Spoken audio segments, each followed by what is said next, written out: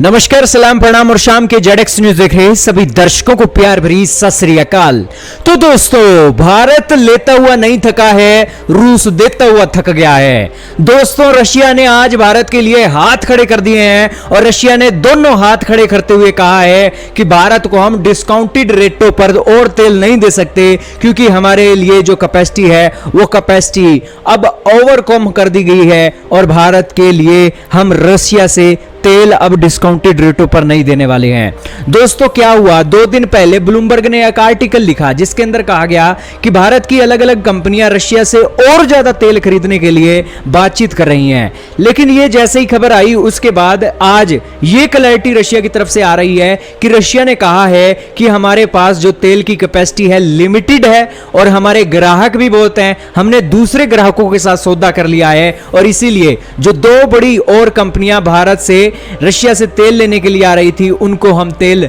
दे ही नहीं सकते हैं, क्योंकि हम पहले ही एक बिल्कुल बिजी शेड्यूल के अंदर चल रहे हैं। दोस्तों, अब क्या हुआ था, रशिया यूक्रेन की लड़ाई के बाद पूरी दुनिया के एक हौसला दिखाई दिया कि हम रूस का तेल नहीं दे लेंगे। हालांकि यह हौसला थोड़े दिनों तक ही चला, लेकिन उसके बाद यूरोपियन यूनियन भी अब रशिया से तेल खरीदने की बातें कर रहा है और उसकी परचेजिंग भी धीरे धीरे बढ़ा रहा है और सैंक्शनों की जो बातें थी अब वो ठंडी पड़ती जा रही हैं और अब यूरोपियन यूनियन की कंट्रीज लगातार रशिया को ऑर्डर देती जा रही हैं, जिस कारण से रशिया भी आज यूरोपियन यूनियन की जो कमी उसे खल रही थी वो यूरोपियन यूनियन की कमी अब उसकी पूरी हो गई है, क्योंकि वो वापस से रशिया से तेल खरीदने लगे हैं। दोस्तों, रशिया ने भारत को डिस्काउंट दिया था और इसी के साथ इंश्योरेंस का खर्चा भी अपना सहन किया था। लेकिन अब दोस्तों क्या हो रहा है, अब रशिया ने कहा है कि हम आपको डिस्काउंट नहीं दे सकते हैं ज्यादा, क्योंकि शिपिंग के चार्जेस बढ़ गए हैं और इंश्योरेंस की जो कॉस्ट है वो भी बढ़ गई है और इसीलिए जो पहले बहुत ज्यादा डिस्काउंट मिलता था वो बहुत ज्यादा डिस्काउंट अब हम आपको नहीं दे सकते हैं।